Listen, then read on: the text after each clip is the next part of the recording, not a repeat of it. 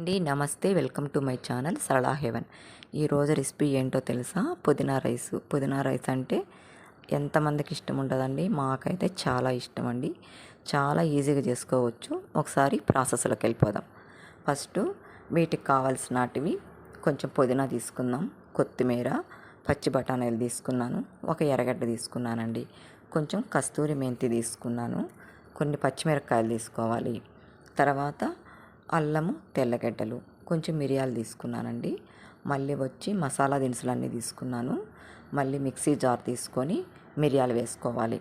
తర్వాత కొంచెం పచ్చిమిరపకాయలు వేసుకుందామండి. మిరియాలు ఎందుకంటే ఘాటుగా ఉంటుంది, చాలా రుచిగా ఉంటుందండి. మళ్ళీ వచ్చి అల్లము, తెల్లగడ్డలు తీసుకొని కొత్తిమీర, పుదీనా ఇవన్నీ మిక్సీకి స్మూత్గా వచ్చేలాగా పేస్ట్ చేసుకోవాలండి. మిక్సీలో వేసుకొని పేస్ట్ అయ్యాక పక్కన పెంచుకుందాం. తర్వాత స్టవ్ వెలిగించుకొని కుక్కర్ పెట్టుకోవాలి. తర్వాత ఒక 2 స్పూన్లు ఆయిల్ వేసుకోవాలి, లేదంటే నెయ్యి కూడా వేసుకోవచ్చండి. మళ్ళీ వచ్చి ఈ మసాలా దినుసులన్నీ వేసానండి. అంటే స్టార్ పువ్వు, షాజీరా, 2 లవంగాలు, ఇలాచి, పట్ట, బిర్యానీ ఆకు అవన్నీ వేగాక ఆనియన్స్ కట్ చేసుకొని ఉంటాం కదా, ఆనియన్స్ కూడా వేసానండి. మళ్ళీ పచ్చి బఠానీలు వేసాను. ఇవి బాగా రోస్ట్ అయ్యాక, బాగా మాడిపోకుండా చూసుకోవాలండి. ఇవి బాగా రోస్ట్ అయ్యాక మళ్ళీ ఇవి మనం మిక్సీకి పెట్టుకొని ఉంటాం కదా, గ్రైండ్ చేసి ఈ పేస్ట్ ఎత్తి అందులో వేసుకోవడమే. అందులో వేసేయాలండి.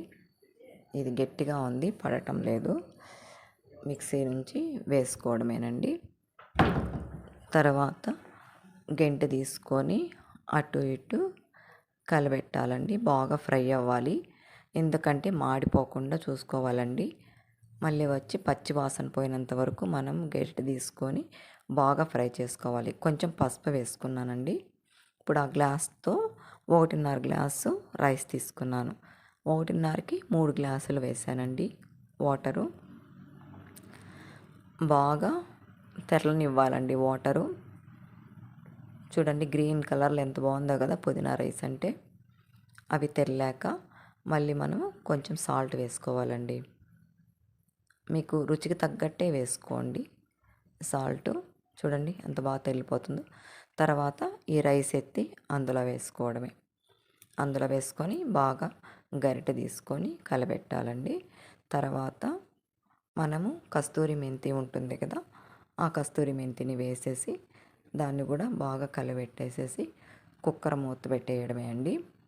ఒక 2 విజిల్స్ వస్తే చాలు. అంతేనండి. చూడండి ఎంత సింపుల్గా అయిపోతుందో. ఇవి పిల్లలకి లంచ్ బాక్సుల్లోకి అయితే మనం ఈజీగా రెడీ చేసి పంపించవచ్చండి. మనం ఎక్కడికైనా వెళ్ళినప్పుడు కూడా ఇది క్యారేజ్కి బాగుంటుందండి. ఒకసారి ట్రై చేసేయండి.